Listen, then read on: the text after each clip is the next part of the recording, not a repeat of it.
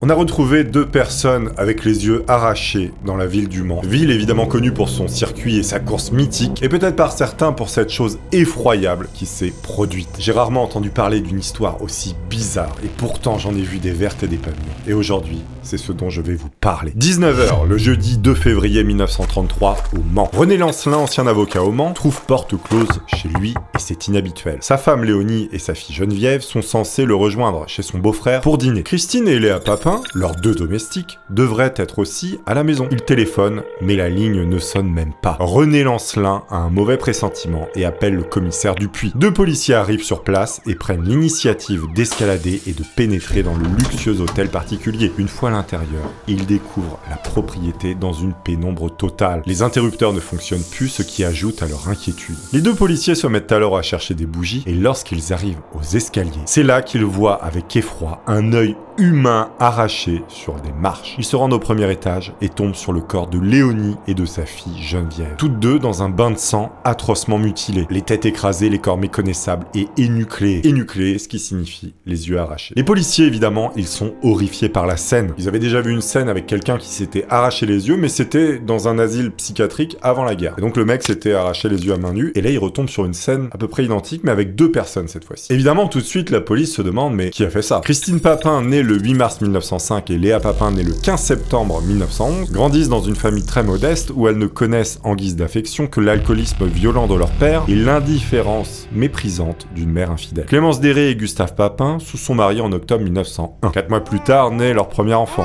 Emilia. Après avoir découvert que son mari avait violé leur fille aînée, à peine âgée de 10 ans, Clémence demande le divorce. Divorce prononcé en 1913 sans que soit dénoncé le délit d'inceste. Emilia est par la suite placée dans une maison de correction et rentre dans les ordres chez les bonnes. Clémence par la suite ne va pas élever ses deux filles et s'en déchargera totalement. En revanche, elle décide quand même de ce qu'elles doivent devenir. Elle place ses deux filles au pensionnat du Bon Pasteur à Angers. Une situation austère où on inculque aux jeunes filles, outre les travaux de couture et de broderie habituels, l'humilité, mais surtout la soumission. Puis à l'âge de 10 ans, elle place Christine en apprentissage dans différentes maisons bourgeoises pour travailler comme domestique. Léa suit bientôt ses traces et elles finissent par être toutes les deux employées dans un foyer aisé. Lorsque leur mère estime que leur gage, c'est-à-dire leur salaire, est insuffisant, parce qu'en fait la mère elle se sert sur le salaire de ses deux filles qui travaillent en domestique, c'était pas une bonne mère, hein, bon, eh bien elle les change de famille pour gagner plus. Les sœurs se voient donc trimballer de demeure en demeure. Et tout ça évidemment pour gagner plus d'argent parce que la mère se sert de ses enfants comme porte-monnaie, comme esclave. Il faut savoir aussi qu'à l'époque, une famille est perçue comme respectable dès lors qu'elle a son service de domestique. D'avoir deux domestiques, eh ben, c'était considéré comme être aisé. Et n'avoir qu'une seule domestique, c'était signe d'un déclin social. Bon, mais aujourd'hui, t'as un employé de maison, déjà, bon,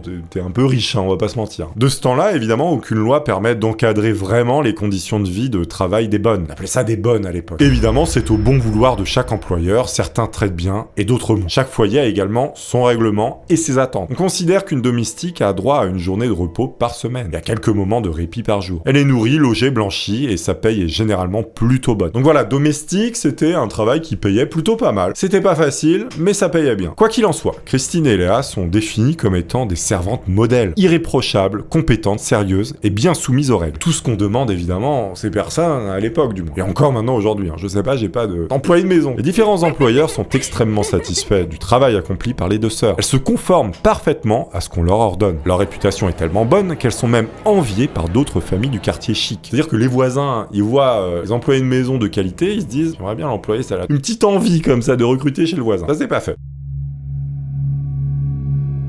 On est maintenant en 1926. Christine, elle a 27 ans. Elle vient d'être embauchée au service de la famille Lancelin. Et sa sœur Léa, de 21 ans, la rejoint 2 mois plus tard pour la seconder. Leur nouveau lieu de travail, il est somptueux. C'est un hôtel particulier au 6 rue Brugère, un quartier huppé de l'hypercentre du Mans. Christine sera la cuisinière, tandis que Léa sera la femme de chambre. La famille Lancelin est l'une des plus influentes et riches de la ville. René Lancelin, lui, c'est un ancien avocat qui écumera par la suite tous les plus hauts postes du Mans. Il connaît du beau monde et a le bras long. Et chez les Lancelin, Lancelin, ça ne rigole pas, les règles, elles sont extrêmement strictes. Par exemple, Christine et Léa ont pour ordre de ne parler qu'à leur employeur, c'est-à-dire qu'à René Lancelin, sa femme Léonie et leur fille de 21 ans, Geneviève. Léonie et sa fille, donc les deux employeurs des deux sœurs Papin, sont des maîtresses maniaques et intransigeantes. Elles passent chaque jour une main gantelée sur la surface des meubles afin d'y traquer la moindre trace de négligence. Autant vous dire que les sœurs Papin, elles étaient en stress à chaque fois qu'elles venaient vérifier. Il fallait qu'il n'y ait pas une seule poussière, sinon c'était punition directe. Elles transmettent leur ordre non pas par la parole, mais par le biais de lettres dactylographiées. Le travail doit être soigné et sans aucune faute. Et en compensation, Léa et Christine sont très bien payées, c'est-à-dire un salaire mensuel d'environ 300 francs, ce qui est beaucoup pour l'époque, sans parler de leur cadre de vie idyllique. Je vous rappelle qu'elles sont nourries logées, donc elles ont quasiment pas de dépenses. Elles se suffisent de rien et sortent très peu. En 7 ans de service, elles réussissent à économiser 22 000 francs, ce qui est une somme absolument énorme pour l'époque. En 1929, un désaccord sur l'argent entre Christine et sa mère Clémence se produit. Christine, qui est la sœur dominatrice, a décidé de ne plus rendre visite à sa mère et ordonne à Léa, la sœur soumise, de faire exactement pareil. Elle ne doit plus aller voir sa mère. La mère était un petit peu mauvaise. Clémence Papin essaiera de conserver le lien en écrivant à ses filles. Mais ces lettres seront désormais ignorées. Les deux sœurs n'allaient à partir de maintenant qu'à la messe ou dans des parcs locaux pendant leur demi-journée de congé. Elles se sont complètement isolées du monde extérieur, mis à part de leur employeur,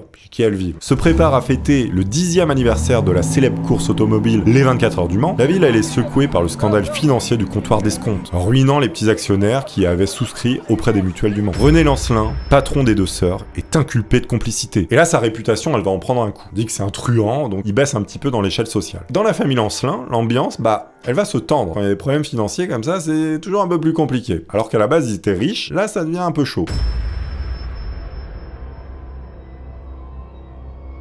Mais alors que s'est-il passé au retour de Léonie et Geneviève Lancelin à leur domicile? Eh bien, impossible de connaître une autre version que celle des sœurs Papin que vous voyez à l'écran, notamment celle de Christine. Le jeudi 2 février 1933, Léonie et Geneviève Lancelin sont sortis. En leur absence, Christine repasse du linge, tandis que Léa fait le ménage. C'est alors que le fer à repasser fait disjoncter les fusibles, plongeant la maison dans le noir. Dès leur retour, Léonie constate la coupure de courant et rejoint Christine à l'étage, qui informe de l'incident, une bougie à la main. À ce moment-là, Léonie, elle aurait manifesté une vive colère en saisissant Christine par le bras. Elle a récemment fait faire des réparations par un électricien et soupçonne sa domestique d'une coupable négligence. C'est là que le ton monte et que le drame va éclater. Léonie bouscule Christine, Christine s'empare d'un pichet en étain et frappe violemment Léonie à la tête. Celle-ci s'écroule en criant. Geneviève s'élance pour porter secours à sa mère. Elle reçoit aussi un coup sur la tête et tombe. Dans sa chute, elle arrache une touffe de cheveux de Christine et Christine la frappe violemment. Tout ça pour un fusible disjoncté. C'est la version des sœurs. Donc à ce moment-là, on pourrait se dire, c'est de la légitime défense. Trop facile. Or, son témoignage dira une autre version lors du procès. Il dira ceci. Quand j'ai attaqué Madame Lancelin, celle-ci ne m'avait pas provoqué. Je lui ai demandé quand je l'ai trouvée sur le palier si elle voulait réparer mon fer électrique. Je ne sais pas ce qu'elle m'a répondu, mais j'ai été prise d'une crise nerveuse et je me suis précipité sur elle sans qu'elle ne s'y attende. Mais revenons au moment du crime. Léa voit donc sa sœur attaquée par les deux femmes avec un couteau à couper le pain. Christine écrase les visages à plusieurs reprises à tel point que les bouches et les dents se dispersent. Elle taillade profondément les corps. Et là, elle va se mettre à regarder sa sœur sans prononcer un mot. Geneviève sera poignardée à plusieurs reprises au visage et au cou. Elle a même du mal à crier parce qu'elle s'étouffe avec son propre sang. Christine a sévèrement battu Geneviève au visage avec un marteau. Et Christine criait « Achève-la, achève-la, arrache-lui les yeux ». Elle dit ça à sa sœur Léa, évidemment. Et qu'est-ce que va faire Léa ?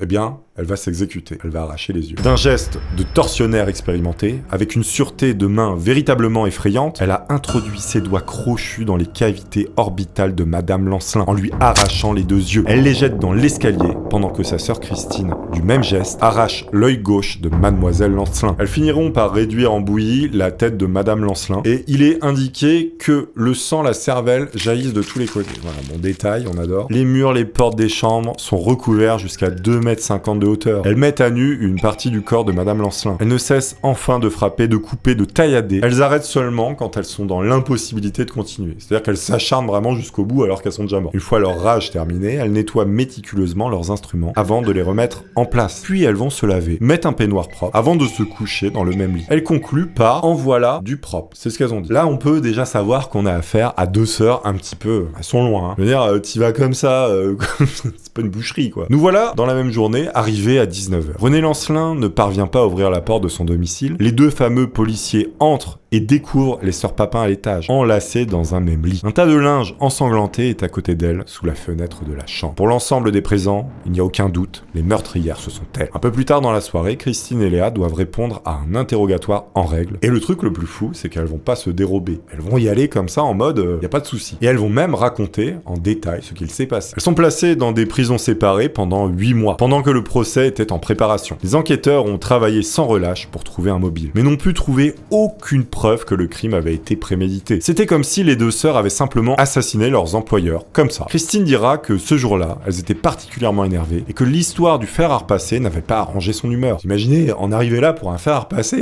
pas déconner, bon. En plus du fait qu'elle allait prendre du retard sur ses corvées. Évidemment, mobile plutôt léger et futile pour commettre cette chose. À plusieurs reprises, les deux sœurs déclarent qu'elles n'avaient absolument rien à reprocher à leur patronne et à sa fille. D'ailleurs, elles possédaient suffisamment d'économies pour éventuellement chercher une autre place ou s'établir à leur compte, comme boutiquière totalement isolée. Elles n'avaient demandé, en l'espace de 7 ans, aucune autorisation de sortie. Elles passaient tout leur temps libre enfermées dans leur chambre. Elles n'ont jamais créé aucun lien, ni avec de jeunes hommes, ni avec des domestiques des maisons voisines. On dit aussi que Christine était jalouse de Geneviève, qui essayait de tisser des liens d'amitié avec Léa. Et donc cette partie, elle est intéressante parce que il peut y avoir une forme de jalousie en fait qui s'est créée, parce que vous allez voir, il y a un détail qu'on va voir après qui est un peu dégueulasse. En septembre 1933, les sœurs Papin sont jugées pour 2 chefs d'accusation de meurtre. Christine a avoué le meurtre de Geneviève, tandis que Léa a avoué le meurtre de Madame Lancelin. La peine capitale est demandée contre elle. Peine capitale, on connaît, alors je sais pas si c'était guillotine encore, peut-être pendaison. Bon, dans tous les cas, voilà, peine de mort, PDM. Le juge d'instruction a de très forts doutes sur leur état mental. Il estime qu'une personne capable d'arracher les yeux d'une autre ne peut pas être saine d'esprit. Ou alors il faudrait revoir la notion de sainteté d'esprit. C'est lui qui le dit. Faut y aller, c'est chaud. Christine attire particulièrement l'attention. On sait qu'elle a perdu le contact avec la réalité et avait commencé à avoir des hallucinations auditives et visuelles, notamment quelques temps avant que cette tragédie arrive. Léa, quant à elle, était sujette à de graves crises de panique qui ont commencé à s'aggraver en travaillant avec Christine, qui contrôlait absolument tous ses faits et gestes, et même sa manière de penser. Vraiment, elle la manipulait, et en plus, vu qu'elle était fragile, ça n'a pas arrangé son cas. L'instruction va durer 25 semaines. En juillet 1933, survient un rebondissement inattendu. Christine change sa version des faits en s'accusant seule du meurtre des 2 femmes Lancelin. Léa aurait en réalité donné des coups de marteau et des coups de couteau post-mortem. C'est-à-dire que,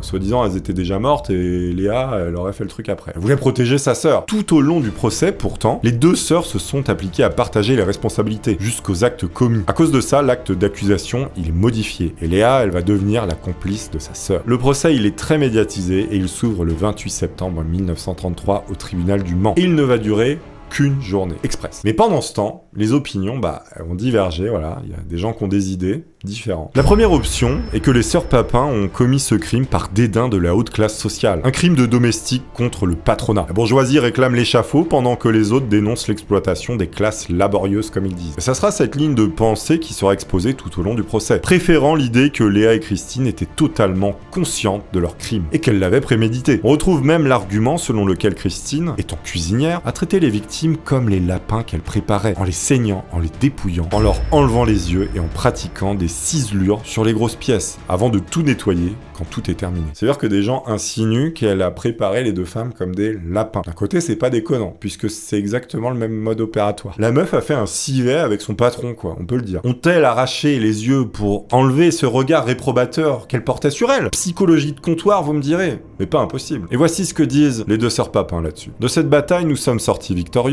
et nous ne regrettons rien, car du moment que les unes devaient avoir la peau des autres, mieux valait que ce soit les domestiques qui aient la peau des patronnes, plutôt que les patronnes la peau des domestiques. Fin de citation. Pour vous dire la détermination, c'est-à-dire que même après le procès, la nana elle sort ça quoi. Soit tu fais un civet avec ton patron, soit c'est toi le civet. Je pense pas que la patronne et la fille auraient été jusque là. C'est son interprétation. Et la seconde option est que Léonie et sa fille Geneviève auraient vu quelque chose qu'elles n'auraient pas dû voir ce jour-là, en rentrant chez elles. Une relation entre les 2 sœurs un petit peu trop proche. Et ça c'est pas très bon. Les 2 sœurs s'étant d'ailleurs promis de ne jamais placer d'hommes entre elles. Cette hypothèse tient la route pour certains, qui voient en l'énucléation une manière d'effacer ce que les victimes auraient vu. Donc elles auraient arraché les yeux parce que leur patronne les a vus en train de se bécoter. Alors, qu'elles sont sœurs. Dans tous les cas, la thèse de la folie ou de la psychose ne sera jamais abordée durant l'entièreté du procès. Les 3 psychiatres qui ont analysé les 2 sœurs, ils se sont entendus sur un point, qu'elles sont totalement conscientes de leurs actes et qu'elles ont la pleine responsabilité. Faut savoir que ces médecins,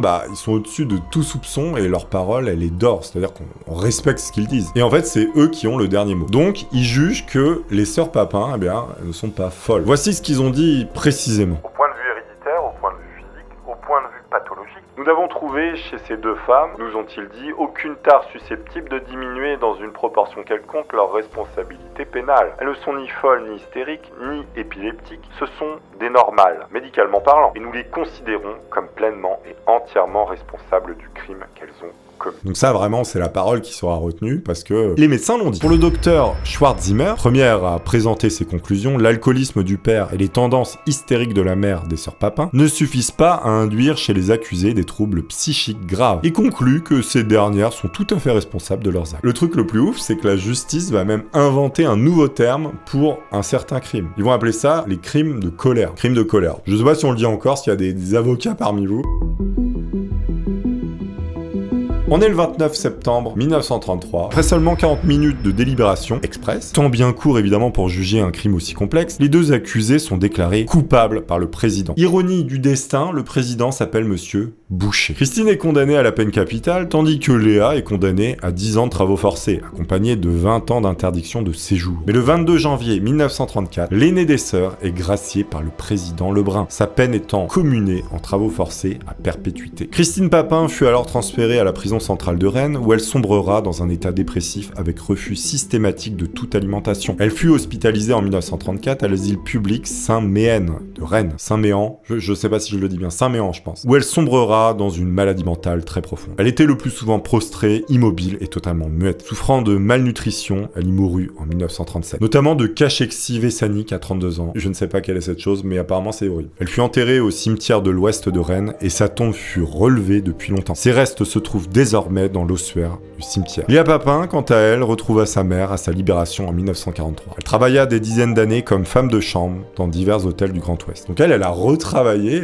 même taf qu'avant, après être sortie de prison. Je sais pas si les gens savaient ce qu'elle avait fait. Quand elle fut vieille, elle fut recueillie à Nantes par un couple qui la fit passer pour une 3e grand-mère à leur enfant. Elle meurt en 2001 à l'âge de 89 ans, sans s'être jamais mariée ni avoir eu d'enfant, et fut enterrée au cimetière de la Bouteillerie à Nantes avec sa mère, décédée en 1957. Seul le nom de cette dernière apparaît sur la petite plaque, la présence de Léa Papin restant anonyme. Bon, encore une histoire qui se termine dans ma ville, Nantes, c'est incroyable. C'est fou de se dire que des trucs comme ça se sont produits pas loin de chez soi. Je pense que par chez vous, il y a des histoires comme ça aussi. Partagez avec vos amis, votre famille. Je vous embrasse, très bientôt. Au revoir les potes.